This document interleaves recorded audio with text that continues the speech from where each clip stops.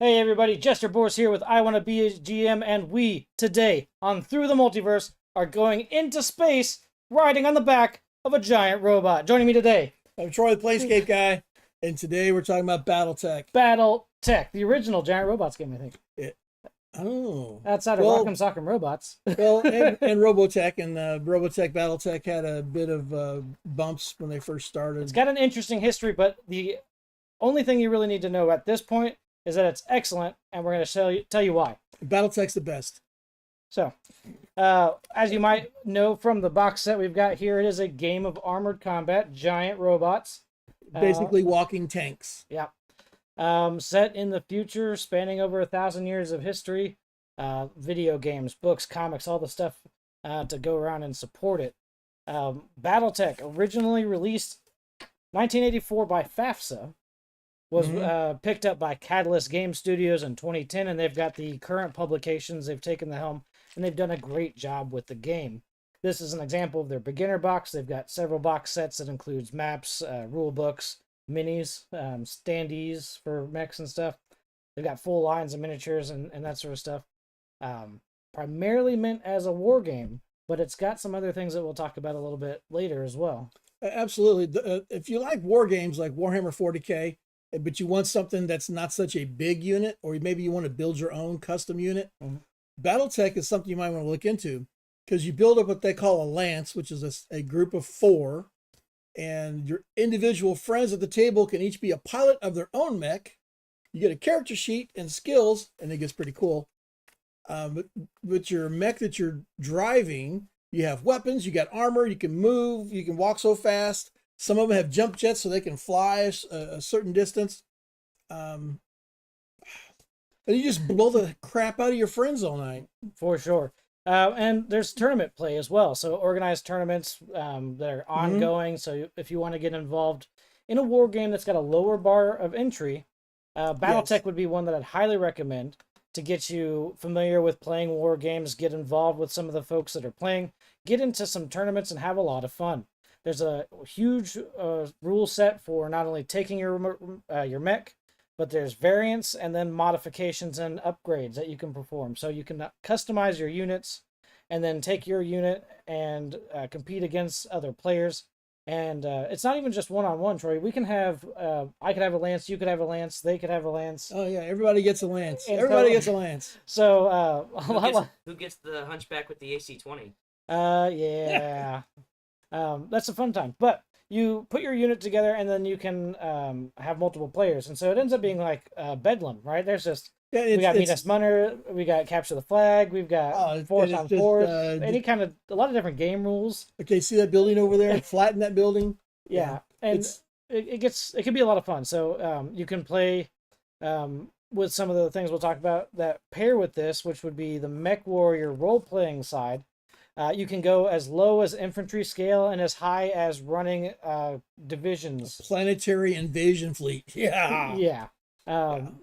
So it's got a lot of scale in it, but primarily you're going to see it from the lance level, where you're either controlling a single unit or a lance of up to 4 units to complete your missions. The video game version has really cool graphics and a feel as a first-person shooter inside the mech as you run across a field, shooting targets. It's a really cool video games. The current one, both Mr. Producer and I play a lot of it, is Mechwarrior 5 Mercenaries. And you can find that on all your major game consoles and, of course, computer. You can play solo or cooperatively with up to 3 other players. And that's when it gets to be a lot of fun. Well, 4 makes a lance. For sure. Some of the missions get out of hand, though. Wouldn't you say, Mr. Producer? Oh, they're just uncalled for. That's how I would put it. I watched them drop. So he's goes through, does the mission. His robots are beat up a little bit, and 2 dropships come in and drop 2 assault lances. He's like, oh yeah, there's a Zeus and an Atlas, and that guy's got way too many missiles. Yeah, 8 more like 85 to 100 ton mechs showed up. I'm like halfway through this mission. I'm missing a leg. Sometimes it's good to have help, though, right? So it's good to have help a lot of times. Play with your friends. It's a lot of fun. It gives you a good experience for what the world setting is, what the technology is all about. what the mechs themselves are. They're very central, of course, to the whole experience, and well executed, a lot of fun. I'd recommend checking that out. And nothing is as satisfying than Gauss rifling a fire starter. Man, okay. So we'll break down the weapons a little bit, but he's basically talking about one-shotting a robot in the core. They run on nuclear reactors, so you go, pew! It's a small. Ah! It's a small nuclear reactor. Oh, yes. I'm sorry. Yeah. A small nuclear reactor that...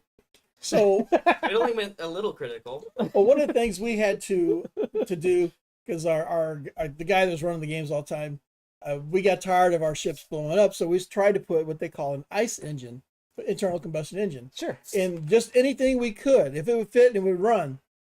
But he got us to stop doing that because, okay, you guys are mechanics. What does an internal combustion engine need in order to run? Fuel. Fuel. So then you had to have gas tank externally mounted on the back of your mech so you could run, and you couldn't really run. Probably diesel. What is it, like an 800-liter diesel engine? So Yeah. it only worked on a few of them that we could do. But I can tell you that the guy that gets around behind you and takes that shot at your back, Mm-hmm. and you have to worry, oh, did he do 10 points or 15 points to get through my armor? Doesn't matter. He hits you in the back, your fuel's on fire, and so are you. Yeah. Yeah, so we did it a few times, but it is much better just to go ahead and explode, get it over with. Right. Diesel wouldn't be so terrible, but when you're dealing with what we would consider alternate fuels, like a hydrogen converted diesel or internal combustion. Mhm. Or Yeah. alcohol. Well, yeah, an alcohol fire or a hydrogen tank taking a hit is not a good time. So I can tell you, JP4, JP8 both burn clear. Yeah. It's really weird Mhm. because you're like, why am I hot? Why is that melting? The heat sinks aren't online. What is this? I still like whenever you see the top fuel dragsters going down the road and Yes. something bad happens, they have the green flame shoot out. Yeah. That's all the nitro meth coming out of the head Yeah. gasket. Yeah, some of them run JP4 and JP8 jet fuel Yeah, And depends that's on the the- class they're because doing. it's an alcohol type. It is just bizarre. So, Yeah. some of the details here, like we talked about, Battletech. It's tactical, futuristic warfare featuring piloted giant robots known as battle mechs. There is a rich lore-filled universe spanning a century's worth of conflict. It's very cool. It's got, as we get into this, some of the elements are interesting where we're dealing with houses that are almost like kingdoms. And so we've got a bit of this sort of what you might find in fantasy elements where like kingdom versus kingdom or house versus house sort of stuff. But we're dealing with entire sectors of space. There we go. Hal Steiner, the best, Now say it like Schwarzenegger. and the best. Steiner. Hal Steiner. So Catalyst Game Labs is currently the publisher for Battletech, originally again published by FAFSA. So previous editions was originally released as Battle Droids. Yeah, that was like the first 2 years, I think. Yeah, in '84. So But I 80, think that's also when they started getting in lawsuits with. there was some issues around its original release. Yeah. So we won't dredge up here. No, But but I did see the original box set that was like pristine condition mhm. and saved from the 19 whatever it was when it was named Battle Droids. Yeah, Yeah. that's a collector's piece to be sure. It's the guy's wanting $1,000 for it. Mhm. I was like, he won't have any problem getting that. Yeah, so multiple editions, of course. We've got up to 3 editions under FAFSA's rules before Catalyst took over. We got FAFSA, WizKids, and then finally Catalyst Game Labs. As we mentioned, Mechwarrior 5 Mercenaries. Battletech was the 2018 turn-based strategy game. Mechwarrior Online. Over 100 novels. There's board games, the miniatures, of course, official comic books, any number of things. Like we've seen, Tori, with any of our systems that we've covered that have had a long history, not only is there a lot of auxiliary content, but there's a ton of really good fan-made stuff out there as well that you could get a hold of. So particularly like campaign layouts or mech variants or any number of things. So I also want to point out, as a reminder, so as these things grow and grow, so you have houses, which are a group of people that are one faction that you can join, but you like what they're doing. But then there's other households that are doing things against them. So there's a lot of like Days of Our Lives interaction, fighting back and forth. So it has a lot of things that you can role play as a character as well. Yep. So you can get into the big picture of things, which BattleTech has a lot of the big picture kind of stories, and you're just a person, and you can either play your character as I'm the one in charge of a planetary invasion fleet, and I'm gonna go do this, or you can be just an infantry soldier who's trying to not get blown up that day. The scale variations that you as a player can play in and be very involved in all the different levels of the game, to me, is one of the things that I just love about it. Cool. The different houses and factions feel, to me at least, very similar to the original Gundam stuff, where you had, like your high-ranking officers. The Principality of Zeon, right. But they were based on this sort of household or royalty kind of structure. Right, and they still had like the stuffy ballroom and the get-togethers and like high society and that kind of stuff. But then on the flip side of that, you have giant robots blowing each other up. There is, and that's a really cool thing that I love so much about this particular game. You have the side of it that you can play miniature wars with all day long and come back next week, next month, and just keep blowing the hell out of each other with tables full of miniatures. Or you can sit down and make a character and live the life that those characters on that field are living. Yeah, get into the reason behind the conflicts. Get into the conflict, the role playing, the stories, the drama, all of that stuff. And you can do both of them.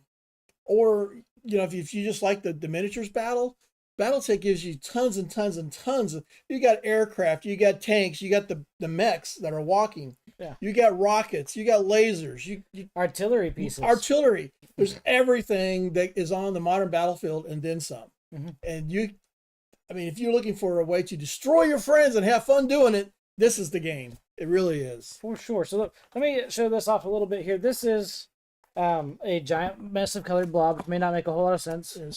All right. How are we on glare, Mr. Producer? Looking good. Okay, so here in the middle, this is Terra. This is Earth, Sol System. So you can see that this is meant to be representative of a large sector of explored space, settled, colonized space. It's Earth or Sol 3 for you Star Trek fans out there. Indeed. So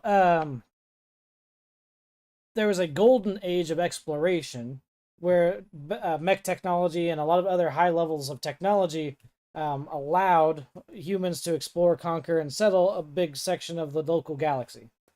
They then fell by the wayside, and so a lot of what you're ending up with is stuff that's old, put back together. There's stuff that's newly manufactured, but you haven't had new models in a long time. It's kind of an interesting era of like stagnated technology. So when you can happen across working old technology, that can be a big focus for a conflict, right? Suddenly, hey, I want that data cache, or a working golden era sort of dropship becomes kind of a big deal. But each of the factions has large sectors of space that they maintain control over. And this is sort of like the galactic layout at large. Just wanted to show you that as we talk about some of these things. So this is called the inner sphere. And then there's periphery. And then, of course, throughout some of that is what they call clan space. Those are different factions, but they're directly descended from that golden era level of technology. They're the bad guys, allegedly. Well, they end Unless you play clans. Their tech is great. Their tech is always better. Their weapons do more damage. Their shields do better.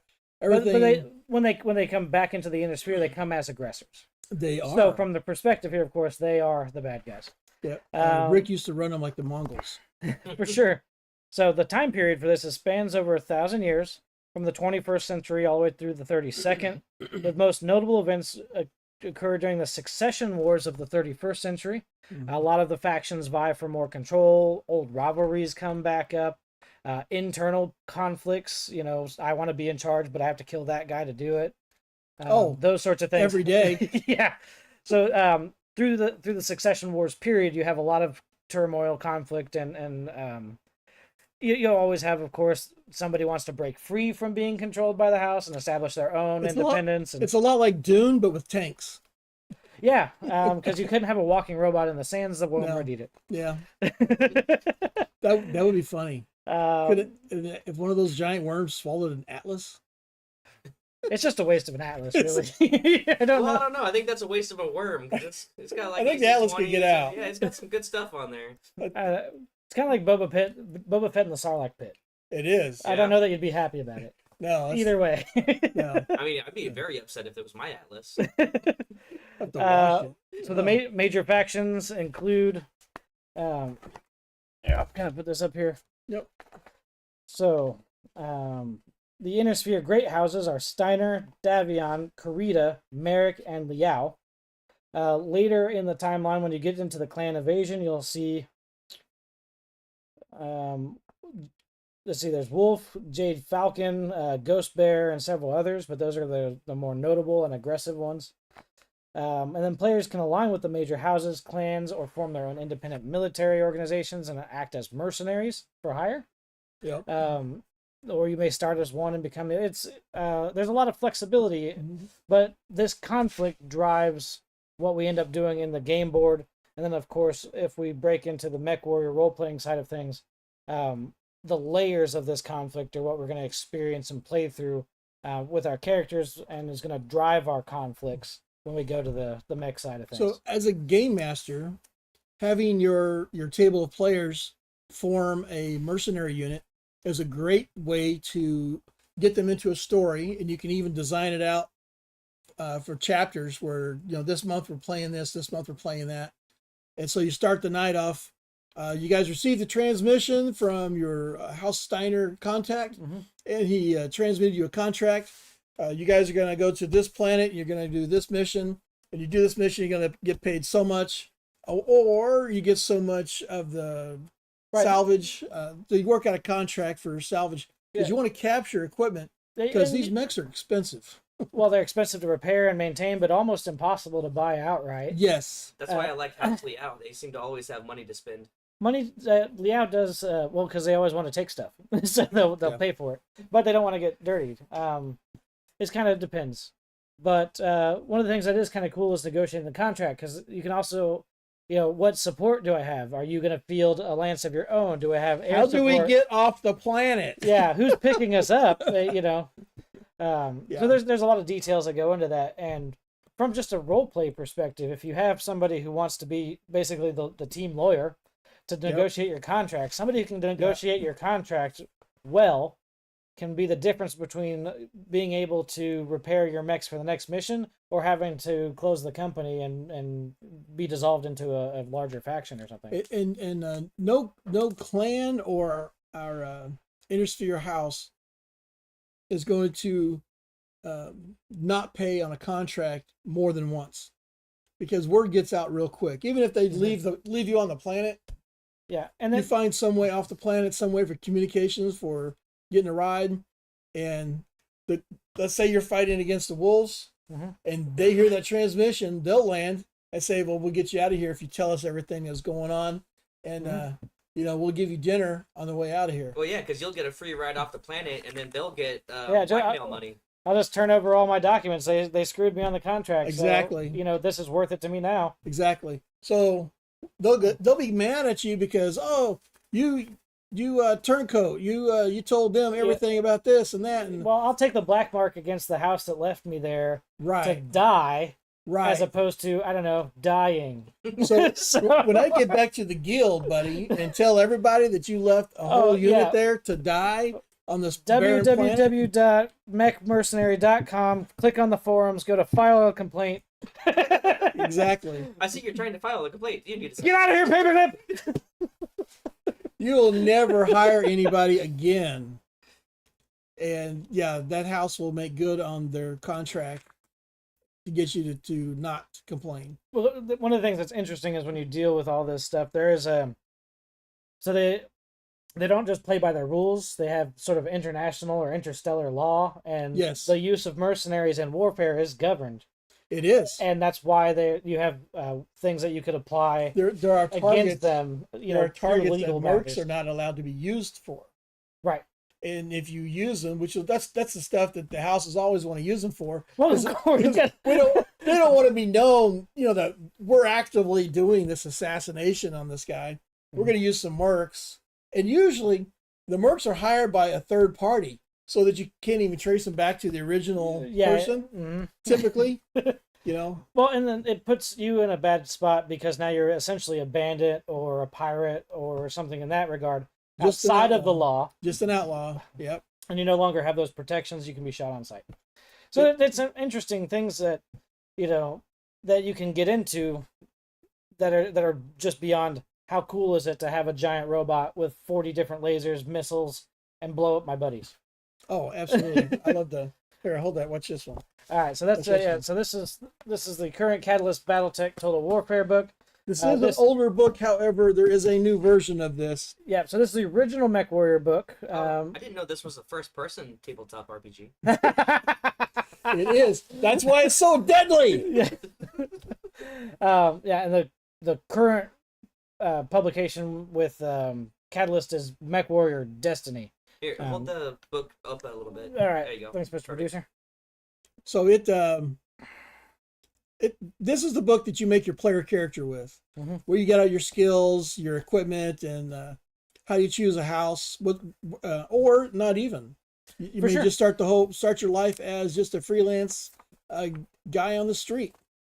But it talks about everything from how to shoot a pistol to how to fly a mech, and some do fly. Not all of them, some of them. Well, they in early editions had land air mechs. They were multi-configurable. Yes. It was very interesting. Like them. Like that. Well, that's not one of them, but yeah. Well, anyway. they do have stingers, not stingers, but because that's Robotech. Anyway, you know what I mean. As we get into this, whether you're playing just the war game or Mechwarrior RPG, players can align with major houses, clans, or independent mercenary companies, and the thematic elements oftentimes around what we're going to be playing with. Political intrigue, large-scale warfare, personal vendettas, and the balance between tradition and technological advancement. Magic versus technology. Troy, what do we got going on here? We always talk about this. Well, okay, like you're going to a lot of different planets, and so you're always going to run into some weird crap that you can't explain. So there's not really magic per se. It's not like you can make a spellcaster. You're not going to summon a demon to take out your enemy. So there's always going to be some kind of shamanistic or some kind of odd thing. But we are going to recognize that as an individual's belief system outside of mechanically in the game system. There is no magic. There is no magic per se. Right. You don't have like an arcane mech. No. They always have lasers and guns and radar. Lasers and guns and radar and jets. And even if you end up fighting like a natural foe, if you wanted to do robots versus Godzilla, good luck. I want to now. They called those Pacific Rim. There you go. The Jaegers. Yeah. No, that was great. I thought those were awesome. Giant robots punching giant monsters in the face. Okay. How much money did it take to make Mechagodzilla? And now everybody has one. Basically is what that movie is. Well, sure. Once you same thing here. Once you develop the technology.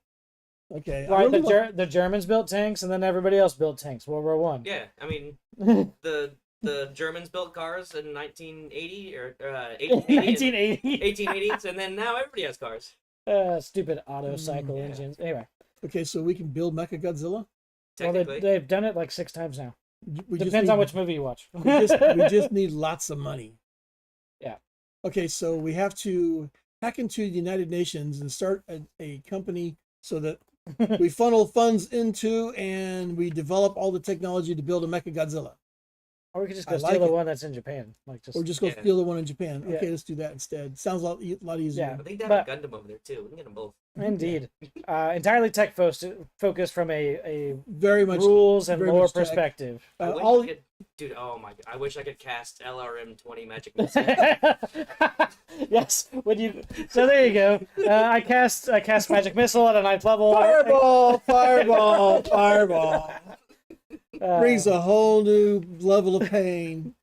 For those of you out there like me who is a nerd that loves tech, it's the reason I love Star Trek, Star Wars. Mechwarrior is another one. You can get different tech skills for your character, so that you can hack computers, you can repair mechs, you can repair this, hack into that thing, and build the other from scratch.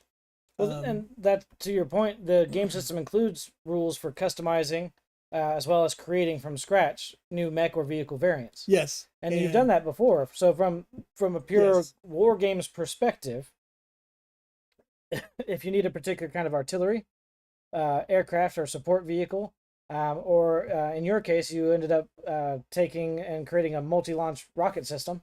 Yep. Like we see the big trucks with the missiles that come off and they'll, you know, Yep. so it's a It was rocket just, artillery. 4 LRM-20s on a tank body. Yep. And then, It wasn't something that existed in a lot of the earlier publication. No. Catalyst has expanded a lot of the ground vehicles that are available, so you're going to have a bit more flexibility. But whether you're running it as an RPG or a pure war game, you've got the ability to create new units, modify units, and introduce new and interesting things into the game to play the way that you want to play. Yeah, it's very cool. It's very customizable, and you definitely have a lot of fun with it. Yeah. So Total Warfare 2 thumbs up. uses 6-sided dice. This is a D6 system. Whether we're talking about, that's the current system. The current system's all dice 6 still. Yep. Nice. So that's both mechs and pilots. Mm-hmm. So it's a unified D6. Yep. We talked a little bit about this earlier, but when we get into the mechs, we've got mechs by classes. Light mechs range from 20 to 35 tons, are typically fast and used for scouting. Mm-hmm. They're going to be classified in their low armor, low combat, low weapon output. And the smaller weapons, yeah. Yeah. Medium mechs are going to be sort of your mainline combat stuff. 40 to 55 tons are going to balance speed and firepower and have a lot more versatility in the roles that they can take on. The heavy mechs are going to be your primary combat units. They're slower, but you're going to find that they're more heavily armed and armored, and they're going to be the mainstay of your forces. Mm-hmm. Assault mechs are 80 to 100 tons, will typically be characterized through the devastating firepower that they carry, as well as their massive amounts of armor, and they are going to be ideal for sustained frontline engagements or points that you have to hold. Mm-hmm. They're not going to go chase somebody down, but if you put one over here and you want this facility to stay intact, they're going to have to deal with that guy first. Yeah. So a lance is 4 mechs. 4 mechs make a lance or a squad. Yep. 3 lances or 12 total make a company. Mm-hmm. And all of the larger equipment that houses those mechs and aircraft all work with that numbering convention. Yeah, and then typically from a gameplay standpoint, you'll have what's called a drop limit. Similar to what you'll see in other war games where they have a points limit based on points assigned to units. You'll say, for this game, we're going to be dropping 280 tons. I've seen a lot of tournament games where they'll have a total tonnage for your lance. Mm-hmm. For, I'm going to have 4, you're going to have 4. And a total tonnage, say it's 200. Yeah. So for my lance. So, which sounds like a lot, but that's only 4 50-ton mechs. Yeah. Or you can have a light and a heavy and a medium. But if 200 is your upper limit, it's up to you to put your lance together in the most strategic way possible to be able to bring yourself victory. So, a light mech for scouting to be able to find somebody who's missile focused to engage at longer range, and then a couple guys that can do the mainline fighting. Yep. But that's what you're going to see when it comes to tournaments or other kind of play, all the way up to 400-ton drop limits, right? You have 4 assault class mechs ready to rock.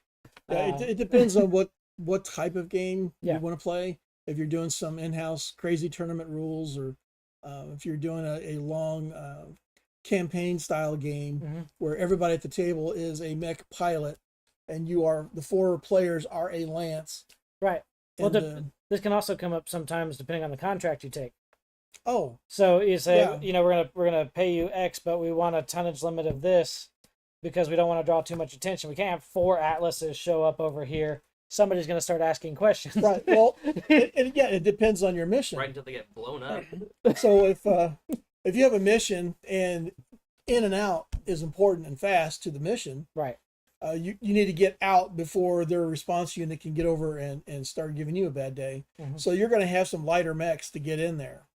Yeah, you may have a drop of a couple of regular tanks with infantry to do part of your security while your mechs are dealing with whatever the target is. Right. So you can get out faster, or you may just launch some aircraft, or my favorite, planetary bombardment.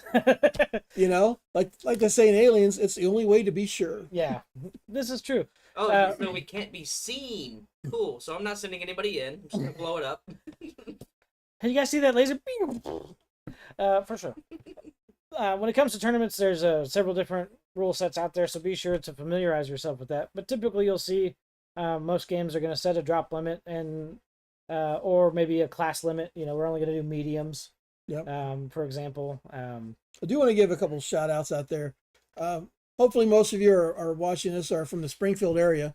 The Nowhere store on South Glenstone, once a week, I don't remember what day, but they have the local Battletech club comes in there and they play.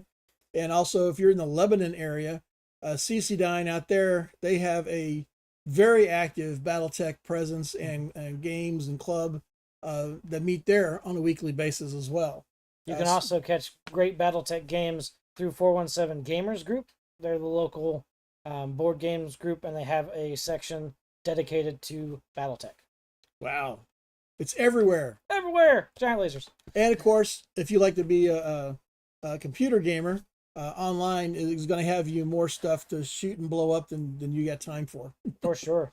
And like I mentioned, you can play it solo or with friends. I still reminisce about that arcade that had the full motion Mechwarrior game. Yes. That was cool. Yes, the Incredible Pizza here in Springfield, Yeah. and it ate a lot of my money. That was such fun So because good. it shook around, and when you get hit, it would knock you around. And when you were walking or running, it would do this. It would shake you when you're walking or running, and it was fantastic. I would love to own that. I would put it right over there. But, like, you couldn't find me, I'd be in the game.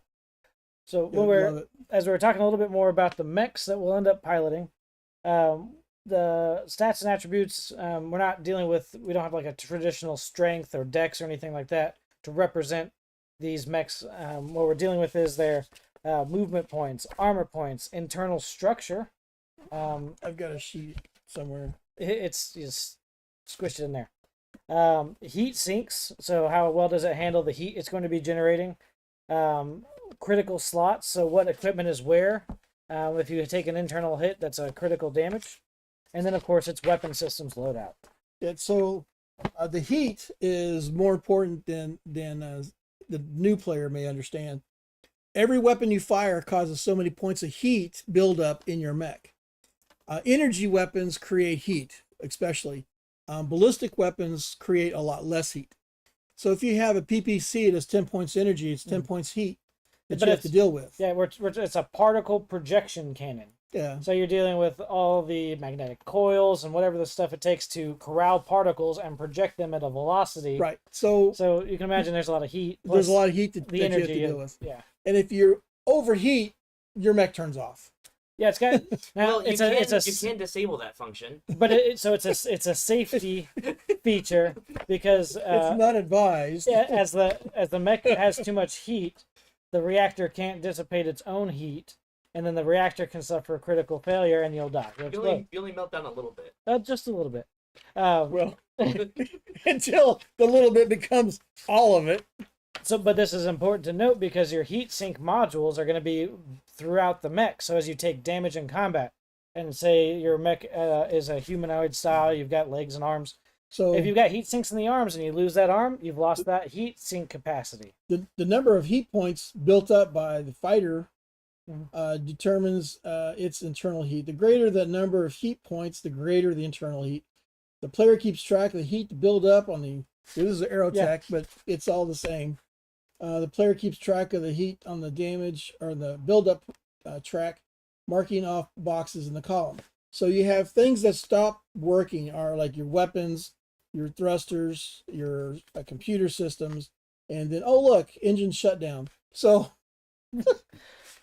And then depending on what your latent dissipation is, it may be a round or two before that mech can reboot itself. yes, And it doesn't mean that you've dissipated all your heat. It just means you've come below the threshold. right. And so if you come below the threshold, reboot and fire, you're back into shutdown. So I'll tell you something that we made. This is not for everybody. We took, I want to say it was an Atlas, but I'm not entirely sure. We put all energy weapons on it, and we took off heat sinks and added explosives inside it. And its purpose was to walk into the battlefield and target something, fire everything, the pilot would punch out, and then it would explode.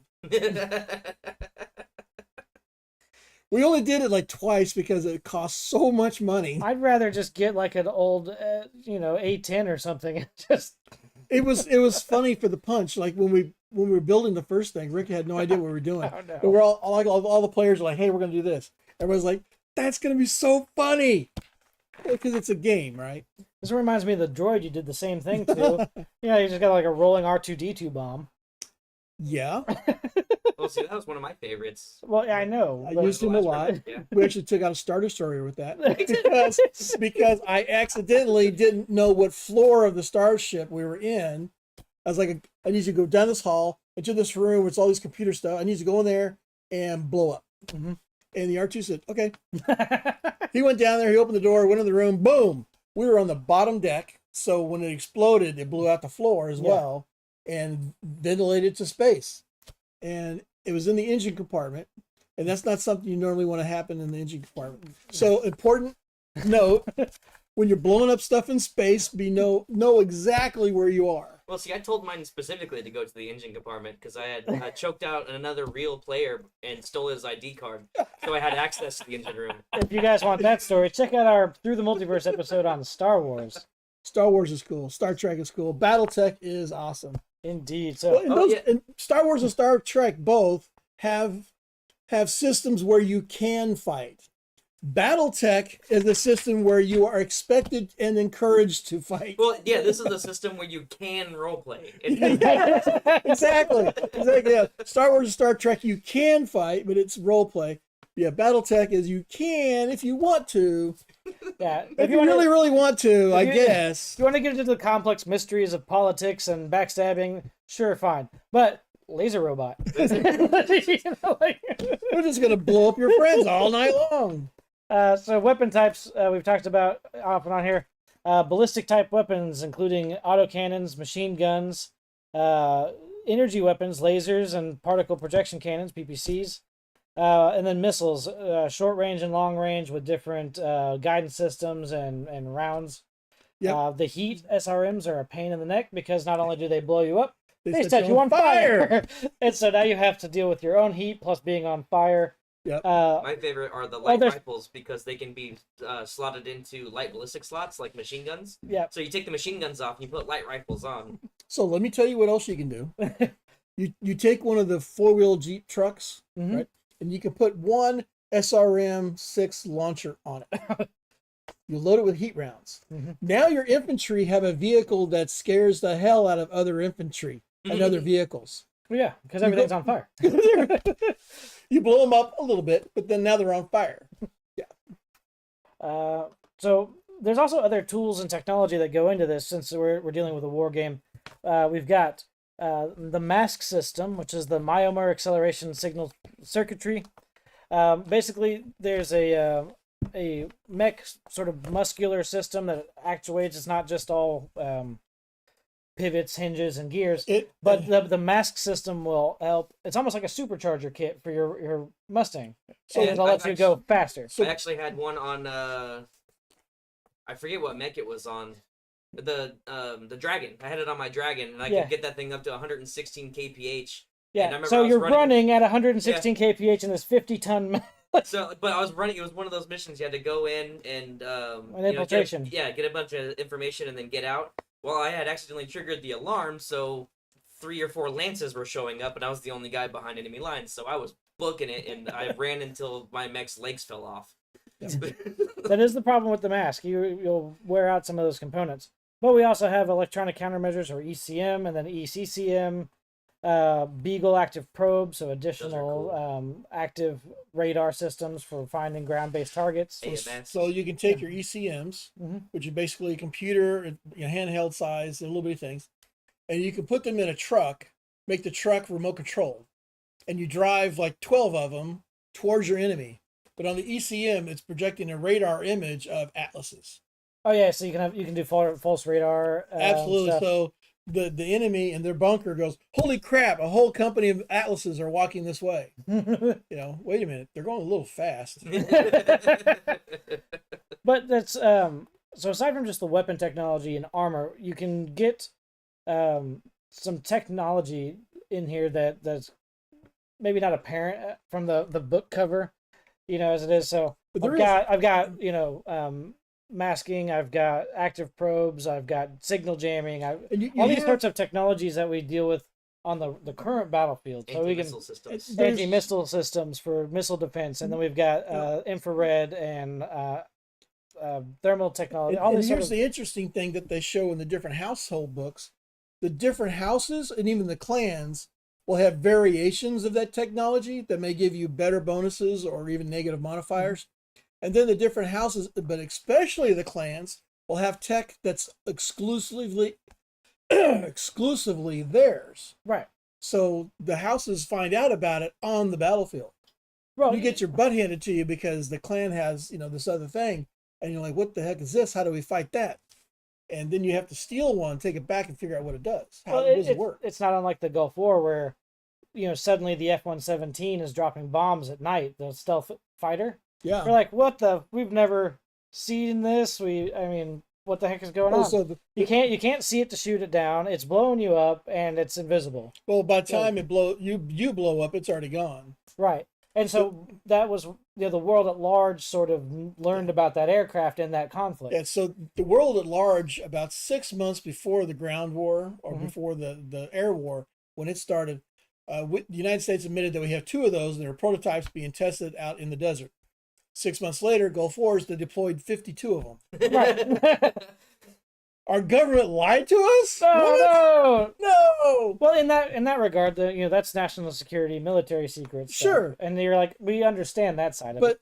But to your point, when you come up and you're a Steiner and the clans are in the invasion, or you're dealing in the Succession Wars period, and someone's found that old school Golden Age technology, and that laser beam is way more effective than yours is. It's not just more effective; it's more efficient. Right. So the clan have weapons that do 10 points damage and only cause 8 points heat or 6 points heat. So the Kim lasers, right? You can get a large Kim laser dealing 10 points of damage, but only generates like 3 heat. Right. But it requires ammo.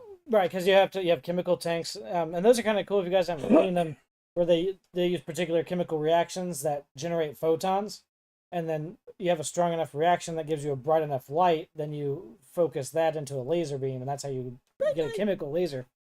But, you could run across these things, and only now do you discover that this technology exists, and lo and behold, it's being used against you, right? Yeah. So that's always the fun times. Well, but now you want to go and capture it. You want to be able to integrate it into your equipment and that sort of stuff. Like the Mad Cat. It's like a Marauder with LRM 20s on top. Like, that thing is amazing. It's pretty cool. I always saw it as a what's that one we always pilot? It's got the LRM 15s on it and no arms. Yeah, so but like it's basically that plus arms. Right. And bigger. Yeah. It's more, there are a couple that I think got their inspiration from Robotech because they actually have hands.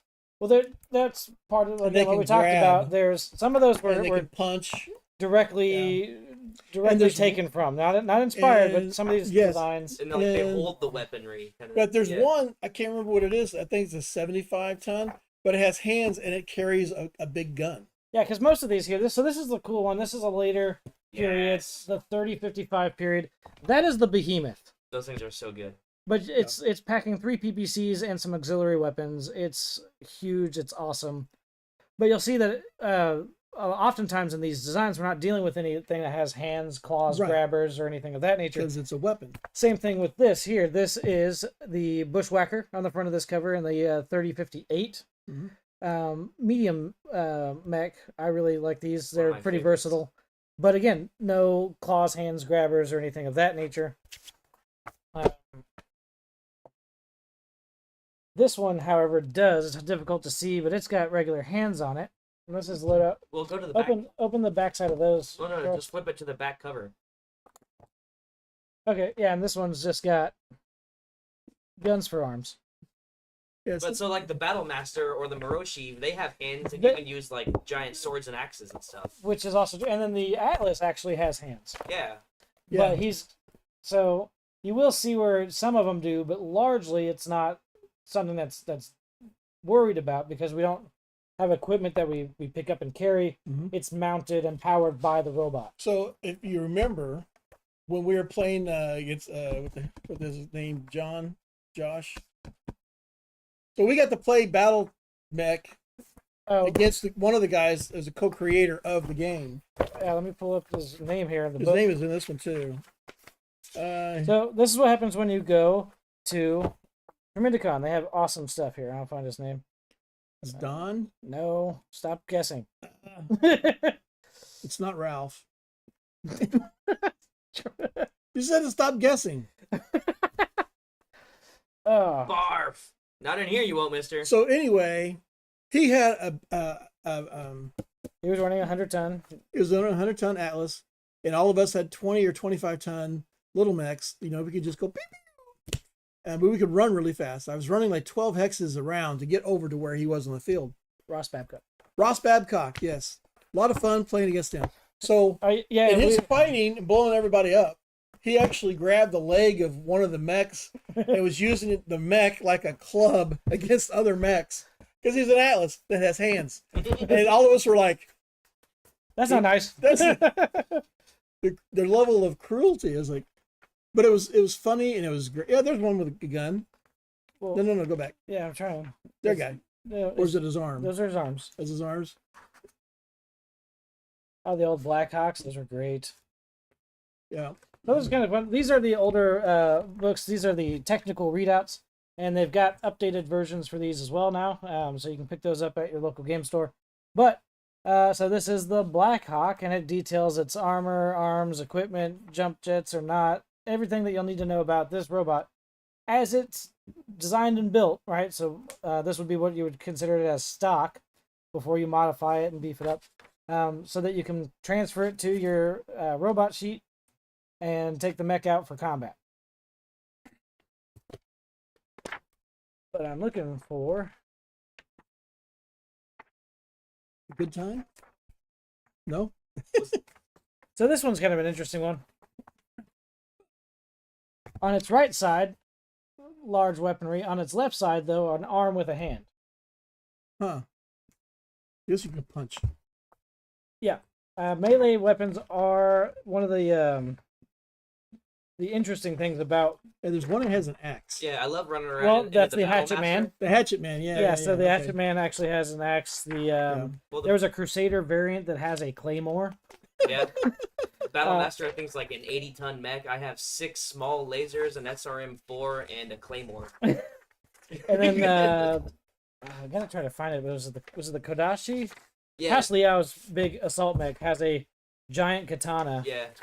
And it's bad news when it gets close because it does like 80 points of damage when you're dealing with typically 10 points of damage from a laser or something. So it really makes a Probably problem. doesn't cause a lot of heat either. No. No, you just kind of move around and go. So Hunchback too. See, yeah, I'm not finding anybody else with a whole lot of hands. No. Hunchback has hands. I think some of the stingers have them. Well, yeah. So the Hunchback does have But, hands. not the stingers, the lambs, the transformer ones. Yeah, there's gonna There's be not some of many. the, They're all light, like 20-ton. well, talking about some of these. Centurion, they have hands. You can put an axe on one of those guys. Well, the Kodiak here has hands, but it's got claws built into it. I just don't see them statted It's a separately. Wolverine mech. Oh yeah, Well, there is a mech called the Wolverine. Yes. Yeah. that's a little different. This one is 100 tons, so it's your, Oh, your wow. good times assault class. Good times assault class. A UAC 20 with the ammo, ER large, so that's Oh. extended range. He can reach out and really touch you. See, I'm so mad about the video game because you can only get UAC 5s. Oh yeah, That has a UAC 20 on it. oh yeah. But you gotta remember that Mechwarrior is set in the early era of the Succession Wars. Yeah. And so a lot of that development didn't come until later, till things really got heated and they started doing crazier stuff with weapons development. He has 8 extended range medium lasers. So you got 8 lasers there, a large laser, 2 Streaker SRM 6s, and an UAC 20. So that thing is just a weapons platform with legs, and then it's got claws if you want to come up and say hello. Yeah. So assault mechs are for the win. But Yeah. this is why you want to take them out. This is to Troy's point. When an Atlas shows up and it's carrying a weapons loadout like that, you kill it. You kill it with fire And you from kill- space. And you kill it now. Yeah, because it's gonna put the hurt on your squad. Yeah. Well, yeah, I'm just gonna have one There you Atlas go. take Let me out check 10 that one out. guys. So this one here, Troy, that's the Marauder. It is. That is the design that was taken straight out of Robotech. Yes. So they've got an updated design, but I think that yeah, book has some of the stingers in it. Yep. The lambs. transforming aircraft. The lambs are called land air mechs. Yeah. I like these books though because they've got these really beautiful illustrations for some of these vehicles, as done in pen and paper. Yep. So the Blurg 1G Battlemaster. That is There one he of my is. favorites of all time. Oh yeah. Uh, That's a 2-seater. yeah, this earlier variant was, but in this one he's depicted as holding a separate weapon. Separate gun. Yeah. But he's lit it up. Underslung LBX 1, 2, 10s, yeah, well, it's 1, 2, 3, 4, 5, so 6 medium lasers, 2 machine guns, and a PPC. Machine guns. Why do you have those on there?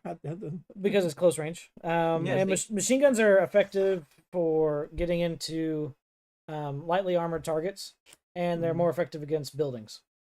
Yeah. See, I just took all of that off and changed it over to small lasers, so I had like 7 small lasers and a claymore. All right, the original AS7D Atlas. There he is. 1 AC-20, 1 LRM-20, 1, 2, 3, 4 medium lasers, and an SRM-6. So the LRM, LRM is long range missile, and then there's 5, 10, 15, and 20, and that's the number of missiles fired per volley. So he can shoot you with 20 missiles at a time, and then the AC-20, the autocannon series, is similar, 5, 10, 15, and 20. The 20 is the largest. So he's basically got the largest caliber cannon you can put on this thing that can reach across the map and kill you. Or he can shoot you with 20 missiles and kill you. It's going to hurt. Yeah. And then when you get up to regular combat range, which I think is 2 or 3 hexes, you're dealing with all of that plus medium lasers. Yep. The king crabs are fun because there are 2 LRM-20s, 2 AC-20s, and like 4 medium lasers. So yeah, here we are, the land air mech, the Wasp. That was one of the ones that we saw right out of Robotech. The Phoenix Hawk. And if they take any damage While transforming, they get stuck. But they're also extremely lightweight, right? So they're like 20 ton. This one here's 50. 50 ton? This one's 30. Yeah. This one's 30. So yeah, they would be considered they're light mechs, and they're not going to stand up to those AC-20s that the Atlases carry. No. Especially if it's a burst fire, anything. The role that we found that they excel at on a battlefield is long range reconnaissance. Sure. If you're here and the bad guy's here and you're fighting, you can send a lance of those guys behind them and just find out what they got back there waiting, what kind of reserves they have, whether it's communications. Those guys are great for screwing up communications. Oh yeah, you're like, hey, look, there's the big commo truck or whatever. Yep. And blow up a command and control system, something like that. They excel at that because they can get literally in and out before the other guy can do anything.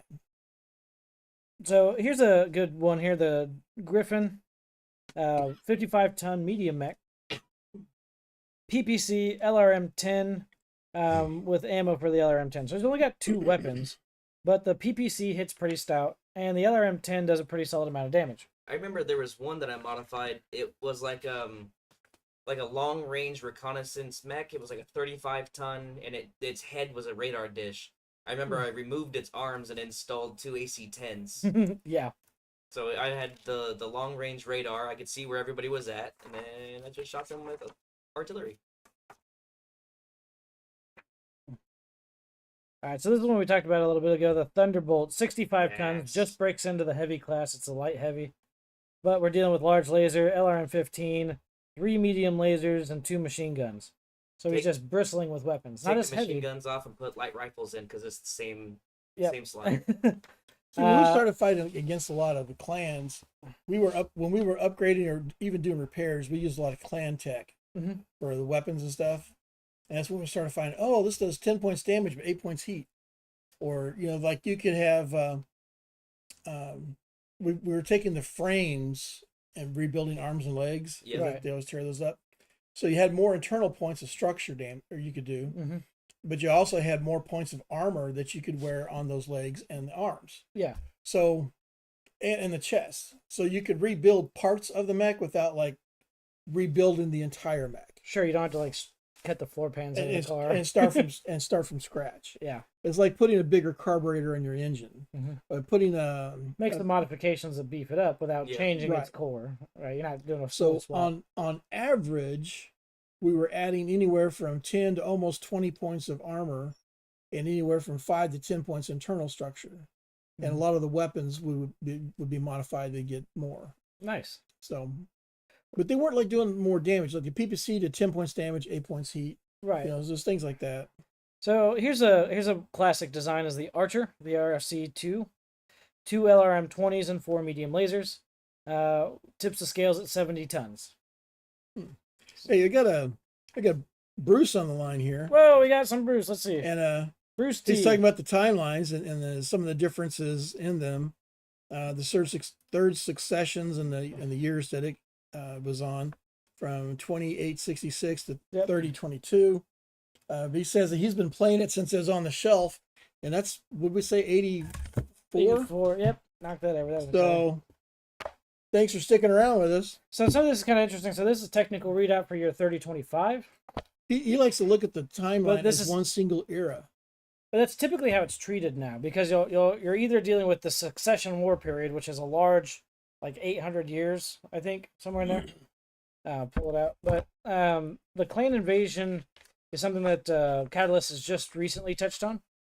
And by recently, I mean in the last couple of years. So they've had this published since 2010, and we're getting into the clan invasion content so that you could run those mechs, run those games if you wanted to. Hey Bruce, real quick, while he's trying to find something, what's your favorite mech and why? Yes, here we go. So we all have our own that we love. Thunderbolt, Marauder, or Battlemaster. It's really hard to pick between the three. My modified Thunderbolt or Trebuchet is only 55 ton, but man, after we got done modifying them, they could take on something else. Yeah, readout 2750. So quite early in the timeline here, middle of the Star League stuff actually. This sounds like he's got good points and bad points against each of the aspects defined in the eras.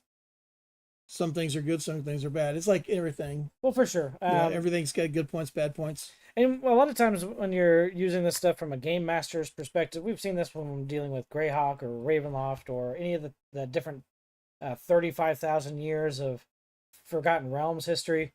You're taking somebody else's timeline and they have to try to fit something into it that makes more sense for you. And so without destroying the entire or having to rewrite it from scratch. Yeah. And so to your point, Bruce, there's things that are cool about it and things that are kind of a pain, but going through the eras here listed in the Battletech Total War book, the Star League from 2571 to 2784, Ian Cameron, ruler of the Terran Homogeny, concludes decades of tireless effort with the creation of the Star League, a political and military alliance between all great houses and the Homogeny. Star League armed forces immediately launched the Reunification War, forcing the periphery realms to join. For the next 2 centuries, humanity experiences a golden age across 1,000 light years of human-occupied space, known as the Inner Sphere. It also sees the creation of the most powerful military in human history. That's kind of where we start. Then we get into Succession Wars in 2785, the Clan Invasion 3049. There was a Civil War 3062 to 3067, the Jihad 3067 to 3079, Dark Age, which is kind of an interesting one here. The Republic of the Sphere is born at the heart of the Inner Sphere following the Jihad. One of the most extensive periods of peace begins to break out as the 32nd century dawns. Yeah, we can't have that peace breaking out everywhere. For sure. War. The factions, to one degree or another, embrace disarmament with the massive armies of the Succession Wars begin to fade. However, in 3132, 80% of interstellar communications collapses, throwing the universe into chaos. Chaos! That's always fun. And then we've got IL Clan, which is 3151 plus. The once invulnerable Republic of the Sphere lies in ruins, torn apart by the great houses and the clans as they wage war against each other on the scale not seen in nearly a century. Mercenaries flourish once more. As Fortress Republic collapses, the clans race towards Terra to claim their long-denied birthright and create a supreme authority that will fulfill the dream. I mean, so many different things. But Star League and Succession Wars, and then the clan invasion. So the 2785 all the way through 3061 is where you see a lot of the current, at least Mechwarrior 5, and a lot of the game comes out of there. So Bruce sent me his favorite mech. Yep. And he says that he is a Northwind Highlanders faction supporter. Mm-hmm. So naturally, the Highlander for sure is one that he prefers. So 5 Warrior, yeah. So we talked a little bit about that earlier. I'm of course going through the current edition published by Catalyst, but we've had editions 1 through 3 with FAFSA 4th edition, WizKids, and then now what you might consider 5th edition with Catalyst. It's in there's 5 currently there are 5 different versions of the role-playing game. Yep. Mechwarrior 1st edition, Mechwarrior 2nd, which we have here, and Mechwarrior 3rd, A Time for War, and Mechwarrior Destiny. Yeah, which is the current one that's released by Catalyst. So Mechwarrior and Battletech. But it sounds like Bruce is a big fan. For sure. Matt, you're hitting the microphone. Thank you. Don't hit. We don't hit around here. Just to round out our discussion on what the mechs can do, we've talked about some of their special technologies. Of course, we mentioned the other threats on the battlefield beyond mechs are going to be tanks, VTOLs, infantry, aerospace fighters, defense turrets, artillery pieces, any number of military technology that you would imagine from the modern battlefield is going to carry forward. Artillery is just effective enough to be annoying. Like, you have to go deal with it, but I just don't want to. So the vehicle I made basically had 4 LRM-20s on a tank body. Mm-hmm. Okay, so you have a lance of those is 4, or you have a company of it's 12. So 12 of those firing at a single target is devastating. Yeah. So, I mean, that's what we did in Desert Storm. You fired 12 of those at a grid square, and it's 1,000 meters by 1,000 meters is no longer... They just erase the contour lines off the grid squares? Yep, just erase them. Well, it was the desert, so you'd add some. Cause you color in little golf dimples. So getting into Mechwarrior Destiny specifically, my notes on that. Mechwarrior, the role-playing game, FAFSA, 1986. Mechwarrior 2nd edition, FAFSA, 1991. Mechwarrior 3rd edition, FAFSA, 1999. 2, 3, and I've got a 4th listing here for A Time of War, the Battletech. Okay, so there's A Time of War, the Battletech RPG, and now Mechwarrior Destiny. Include Battletech. So there we go. Mission base minimum. Some of the things we didn't mention are the minimum materials needed to play. Might have missed that. So when it comes to Battletech, just for the war game, you're going to want the miniatures. They're optional but recommended. They have standees, map sheets, or hex grids. Some of the rule books are handy. So Troy, bring that box back over. No. Yes. Particularly here with Catalyst, they launched the game and they provide the beginner's box. You're going to have your rules primer and all the materials that you need to play in the box, which is going to be fantastic. But you can also pick up the Battletech Total Warfare. This is going to be your more complete rules compendium here. So we've got a couple little guys. These are mechs. Don't ask me which they are because I didn't look at them. and then the Golden Rule Book. And there's some punch outs that you can use in place of actual mechs. Yeah, so these will be the standees. And then, of course, you got different terrain features. And it comes with cards that have all the stats for the mechs. Mm-hmm. And these are the cool...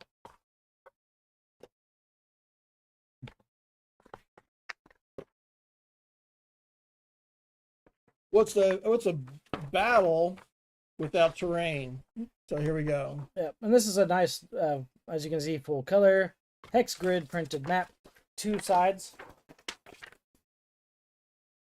Nice. So we can blow up the forest until it looks like a desert, and then we can blow up the desert. Until it looks like a glass moon. Yep. Minimum materials needed to play the Mechwarrior Destiny RPG will include the core rulebook, your dice, and then, of course, your character sheets, and then everything that it's going to take for your Battletech stuff. So you can technically consider it a mixed game where you're blending Battletech and Mechwarrior. But to have the Battletech material available is going to expand your options when it comes to customizing your mechs and things, where Mechwarrior is going to focus a lot more on your ability to craft your character. Bruce made another point here as we're talking back and forth. The second edition that we have here, with the other books that we have here, translates very well from Mechwarrior to Battletech. But several of the other versions of Mechwarrior and Battletech don't cross as well. Yeah, they're some more translating that you as a player or a game master will need to do to make the mechanics work well. covered most of the... Oh my gosh, Bruce! Big shout out. How you doing down there? Bruce is from Tyler, Texas. Heck yeah! Glad to have you. And yeah, I was gonna see if we get together and play BattleTech, but I don't think you want to do that drive. Well, if you play Mechwarrior Mercenaries, you might be able to find us on there. Yeah. So we've online for sure. covered everything as far as the game system goes. So Mechwarrior Mercenaries, and The only thing that I think He didn't that's missing, study. He didn't study again. I wrote too much stuff. I think the big thing that's missing in that video game is I wish you could have your Lance of 4 and then I could join your game and bring my Lance of 4. Well, so that would is be one of the so things. good. Yeah, so when he joins me, he has to use my roster of mechs. Yeah, so I pilot one of his mechs in his Lance. Oh, So I right- can't bring my Battle Master to assist him. Because sometimes it would Some be of those nice. missions get stupid. So they only send you as a Lance of 4 into a mission. Well, so but he basically joins my Yeah, pilot roster, and then has to Oh, pilot my okay. mechs into the mission yeah. instead of being able to bring his robots over into my missions. Because he's on a different house than I am, so we both have different equipment and different mechs. So if some of those, some of those missions get pretty spicy, I wish I could bring over an Atlas and a couple of Zeuses. Yeah, and I've got them, but I've kept them in cold storage because I don't like to pay the upkeep on them. So expensive. It's in that game in particular, like I have $180 million. The next bills are due in 90 days. They are 20 million. 150 million. Yeah. No, my bills right now are. It sounds like some of those stupid slot games online. You can get an app to Well, win. You just won $16 million. I'm like, I'm gonna go buy a mech. Yeah. Yeah. so let's talk a little bit about some of the stories that we're going to find when we get into the role-playing side of Mechwarrior Battletech. And then, of course, so finding hooks and things. The first one I got here, we talked a little bit about this earlier as we're getting ramped up today, Troy. Framed for a crime. Framed for a crime. The PCs are set up to take the fall for a devastating act of sabotage, perhaps the destruction of a key planetary installation, or the assassination of a political leader. So that has never ever happened to me. It has. We were hired as a small small mercenary unit to go take out a target that's high up in the House of Steiner, and we worked for the House of Steiner, and the people. So you were given a target that you didn't know the details of. You just go kill this guy. He's over there. We found out once we got there that he was in the House of Steiner, and we said we really can't do this because then we'll have an X on our back for forever until the X is gone because somebody blew a hole through it. So we got sneaky. We wound up kidnapping him and made it off world, and we had him for about 6 months altogether. We started doing investigation, which is all, of course, player role play. Yeah. And find out who was wanting this guy dead and why. And we found the conspiracy even included his wife and daughter, as well as other members of the House Steiner. They all wanted him. Go figure, because his land, his assets, his title, his money, so they wanted him out of the way so they could just claim a huge chunk of space. But they were going to pin the crime on you. They were going to pin it on us because they wanted us to do it. but For we were sure. hired through a third party, so it took some uh, serious investigation Mhm. before we found out who was doing it and why. And then when we did the big reveal at a big banquet party where people were supposed to be stepping up into his place, we brought him, and it was a big showdown. It was like, a Mexican standoff. Everybody had guns out, and it was kind of nervous there for a little while, but we wound up getting where we could fly the House of Steiner's flag because we gained so much prestige, and the guy loved us, and his father or his uncle was like the head of the whole house at the time. And so we wound up getting, we could do whatever you want. Name your price. So we got, some of us got stupid with what we wanted, but See, that just makes me feel like the bad guy was the same guy from Shanghai Knights. The whole running joke throughout the movie is like, aren't you like 14th in line for the throne? 10th. Yes.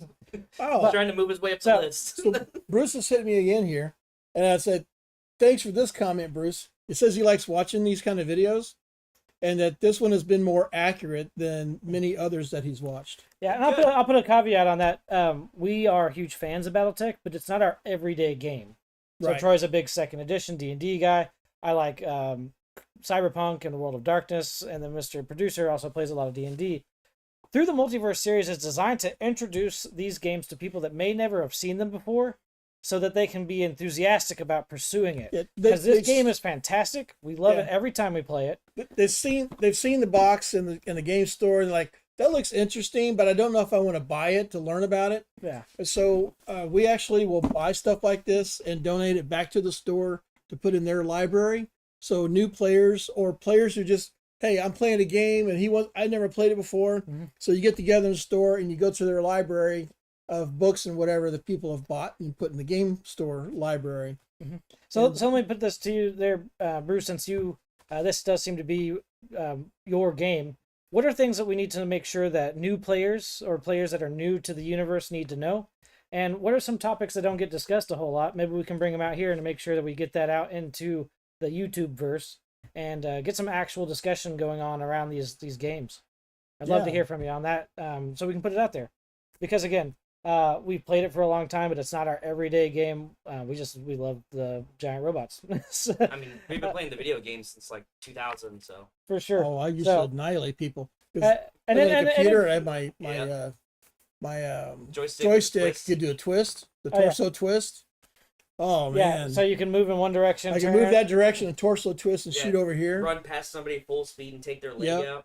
And they didn't know how to deal with that. It was pretty different. And I'll invite anybody who's watching this video to either, if you're live with us, welcome. We love that. So go ahead and give us a comment. Or if you find us after we're live, go ahead and post in the comments things that you want to make sure people that are new to Battletech and Mechwarrior know about the game so that they can have the most fun with it. They can get started and not hit any stumbling blocks. Yeah. Because we go through this, so storylines that you may find or story hooks that you find from the Mechwarrior standpoint as a pilot. The other one would be house loyalties torn apart. We got the PCs belong to a great house, but are tasked with a mission that conflicts with their personal loyalties. For example, they might be ordered to sabotage a friendly merc group they have close ties with to carry out an assassination against a beloved leader. Oh, sure. Do they follow orders, defy them, or do they try to navigate a middle path? There's the moral quandary, right? Well, the flip side of that is you could be the mercenaries that are getting screwed over. Potentially, but then that puts you on the vendetta path, Right, but I'm saying you can take the same scenario and there's different ways to play the same scenario. Right. So you can do things. Okay, so your mercenary unit just went and did a mission, and in the equipment that's counted as salvage while it's being inspected, the inspectors come across a data module from one of them that has classified information in it that nobody's supposed to know. Like, where did you guys get this? What have you been doing with this? Mm-hmm. Like, what are you talking about? That, yeah, we just captured that mech. So now you can put some household versus household espionage. It's the same kind of stories, but since it's in the future with a lot of tech behind it, you just have to get creative with the way that you do it. But it's the same stories. One person or one group is just screwing over another, either politically or militarily. Right. There's always somebody stands to gain something. Oh, yeah. So the other one, exploration and discovery. We do have a lot of conflict and turmoil throughout the timeline, but you go from like a simmer to a hard boil and back sort of thing. Certain areas like Borderlands will be more hostile, but Here's you one. can get into exploration where the PCs stumble upon a lead to a cache of Star League era lost tech, Yeah. a treasure trove of ancient technology. So that's recover treasure. You got to go save the princess.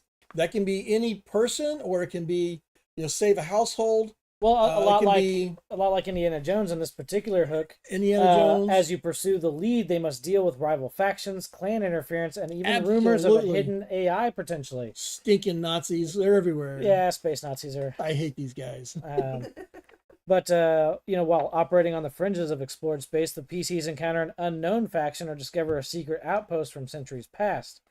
The moral and tactical dilemma they face, whether to engage, negotiate, or exploit, could alter the balance of power. Mm-hmm. So you can get pretty subtle with some of this stuff, and it doesn't necessarily always have to be the machinations of some politician, some king, or some house against house things. You could just be dealing with, the regular, bandits are raiding the outpost, pirates in this area, this sort of thing. People on the frontier that don't have a whole lot of defense. Oh, hey, our planetary defense was damaged in the meteor shower. Now these pirates are attacking our settlement. We need defense, and this sort of stuff can be one of your scenarios, whether we're playing just Battletech or Mechwarrior. And as the GM, your biggest source of ideas for your storyline are your players at the table. Listen to what they say. Man, this would be a bad time for this to happen. Yeah. And you should be writing it down, going, it's not going to happen right now, but it could in the future. Yeah, he's like, well, so like when you were saying with your campaign, right? Your GM started you out as a group of infantrymen, so you were just regular dudes that joined the army, and you start off as level 1 privates doing grunt work. Yes, and that at the time, because we were all being introduced to the game, and it made sense being introduced to the game and learning all the mechanics of the game. The simplest character to play was an infantryman. You're just a grunt, and you got a rifle. right. And let me tell you, the battle is definitely written from the Mech's point of view. Oh yeah. You are an ant among giants on the battlefield. You are at best collateral damage. Well, this is something I'm thinking about now. They don't even consider you a threat on the field unless you have some major weapons, or you're part of a team with a vehicle of some kind that has a weapon. Just grunts on the ground, not even the concern. Well, to that point, there are specialized infantry units designed to counter mech pilots specifically. Yes, there are. And that would be some of the things that would be interesting. We see man-deployed weapons, javelin missiles, RPGs, and that sort of stuff that can deal with helicopters or enemy armor. So, if you started from that perspective, a single medium mech, that's in this sort of devastated part of the city that, from a maybe so there is whatever it happens to be, but you could do people versus a mech as an encounter. There is an individual weapon, at least it was back in the first and second edition. That was a sniper rifle that could do 2 points of damage to the mech's cockpit, and basically is like a Baird sniper rifle. For sure, but So, even in those things where we see the final battle in Saving Private Ryan and the improvised weapons that they used against the Panzer. oh yeah, Something similar to that, where now in more modern warfare, we've got weapons that are designed to defeat that armor more reliably. If your unit knows that you're operating in an area with mechs, you may have access to that equipment. And so it could be your mission to go into this ruined area, find this mech that's hiding, and eliminate it. Whether that means killing, capturing the pilot, or damaging and disabling the mech so that, another unit can come over. So earlier, before we got on the show, we are talking about the things that are called a point. It's basically a guy in an Iron Man suit. Yep. So besides having a briefcase bomb that you just magnet to the side of a mech, they also can have a briefcase that is a tracking device that they can magnet to the back of a mech. And so that tracking device, your fire control for your board, your dropship fire control, targets everything as an artillery piece, including you have an LRM-20, he has an LRM-10. Sure, I have a but guy now in space. you basically you now target have that mech. you have a GPS. A GPS tracker on that guy. Right. Instead of a even if it's a 10-digit grid coordinate for an artillery strike, which is fairly accurate. Right, but if Now I know exactly where. I know exactly where he is, Yeah. and I'm going to fire every big gun I have at that point. And it looks kind of funny because all the mechs like stop, and for one round can't really do anything because they're moving to where they can shoot. Right. Based on the remote. Based on right, and you may have systems that are outside their effective range for that target, but guaranteed you're going to have half your board or more able to shoot on that target. And it's a pretty devastating effect when they all fire at one time and shoot, the leader or the Atlas that's on the other side, and they all shoot him at one time. And, now he's taking 40, 50, 80, 100 points damage. Laser designators are fun too. Laser designators are fun. You target their kneecap, and that way you keep the ankle actuator. Yep. Because they cost more money. They cost more money. So there's a lot of ways to do even infantry versus mech type combat, which would be a lot of fun. So we can deal with personal drama, clan trials, right? A clan-focused campaign could revolve around the PCs navigating the rigid honor code of clan society. They might need to defend their honor in a trial of grievance, secure resources through a trial of possession, and rise through the ranks to be recognized. The other side of that might be a family feud. A long-standing rivalry between two noble families drags the PCs into a conflict over inheritance, planetary control, or an ancient grudge. The personal stakes heighten the drama, especially if some of the PCs are directly tied to one of the families. Economic and physically, or maybe. No, for sure. Economic and strategic challenges are a great hook here. Mercenary startup. The PCs form their own mercenary unit. Yep. Starting with limited resources and untested mechs. Stuff that everybody at the table is an infantryman. You have to learn all your skills. You build your character. You learn these different skills. Well, even if eventually, for myself as an automotive technician, right, I want to go out and start a business. Right. I've already got the skills and the way too much invested in tools, but to make that next step is a big deal. And same thing here, right? Like, you're not gonna go and buy yourself a new Warhammer. You're lucky to have armor on the 20-ton mech that you welded together yesterday. And those are what you're starting with. You're lucky if the thing runs. You like Han Solo in the Millennium Falcon, you gotta smack the dashboard a couple times. A couple. Just a couple.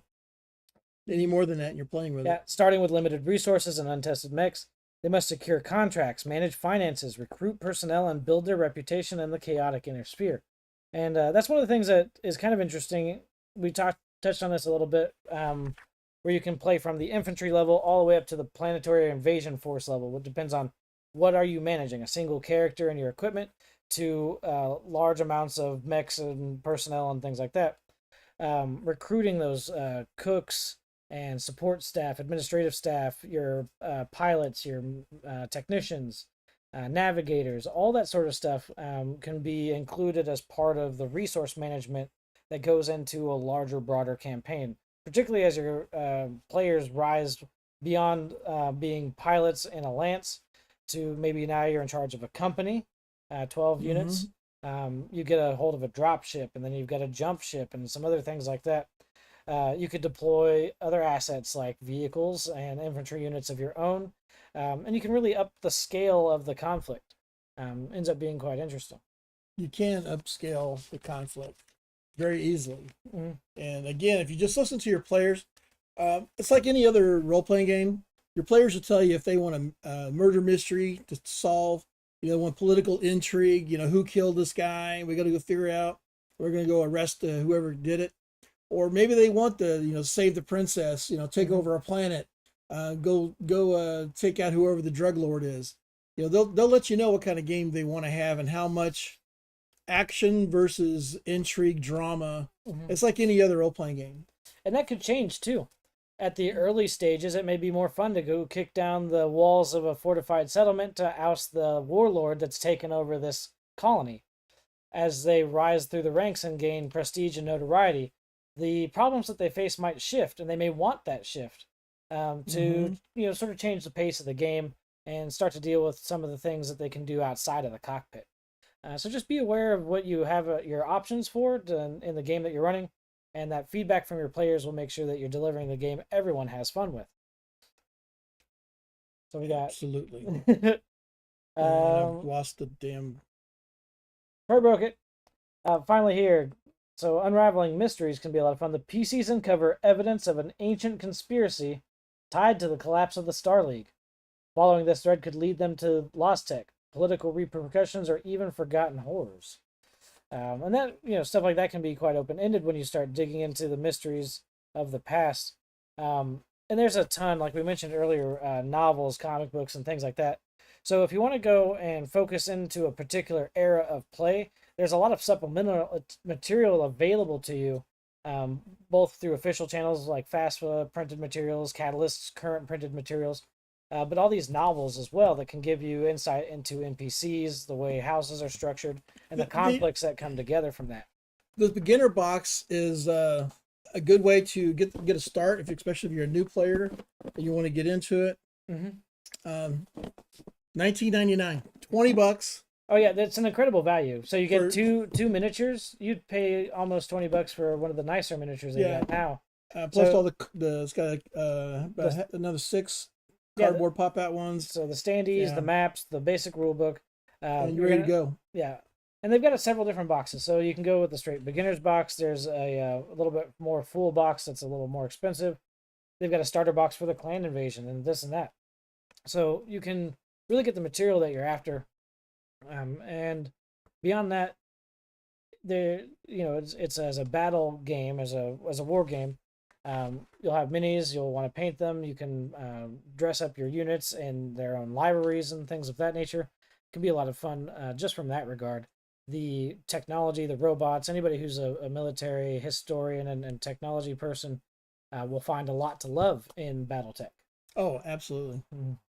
And the Battletech / Mechwarrior, I mean, it's got it all. It's a role-playing game that you can destroy or take over a portion of the galaxy. Yeah, you could also become a warlord. That's we haven't talked about that. Intercepted by warlords, which happens to be Troy.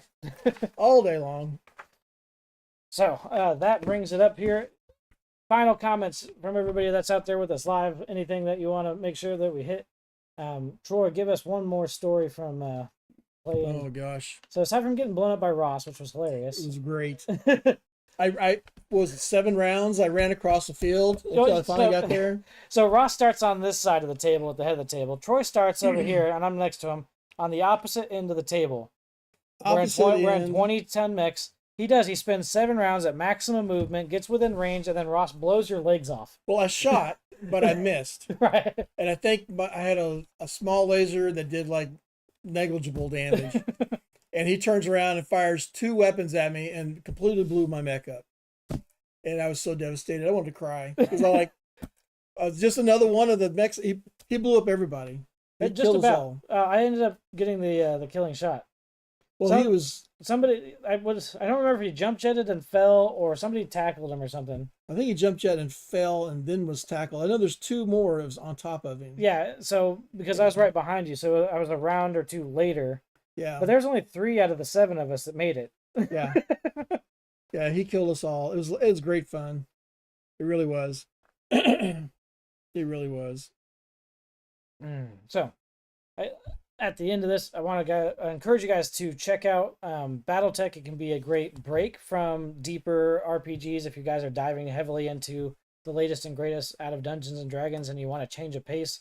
It's, like I said, a low bar of entry. There's not an overly complicated rule set. It's not very expensive to go and pick up one of these boxes, break out the maps, and have a good afternoon. Only takes about a couple hours to play, too. So we're not talking like 12-hour sessions. 1 or 2 typically is what you're going to run into. Yeah, so if you guys are looking to explore space without running into unknowable horrors, Mechwarrior. Mechwarrior. All of these horrors are knowable. Yeah. You can control the length of the game, too, when you're mentioning... so if you only have, like, 4 mechs total, you have 4 guys and there's 4 mechs, everybody's got 1 mech, that's going to be a relatively short game. Right. But if everybody has 4 mechs, then you're going to run to a longer game. Or more. So. But it's speaks to the game's flexibility.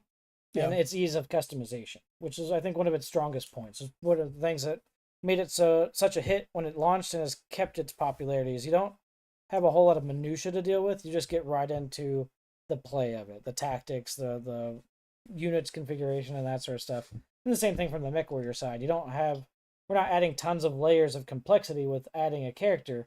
We just have essentially a custom pilot with skills that marry into what Battletech's already done. Yep. So it makes it very accessible. It's very easy. It's a lot of fun. And it's different from a lot of the other sci-fi that's out there right now, like Cyberpunk and some of those games.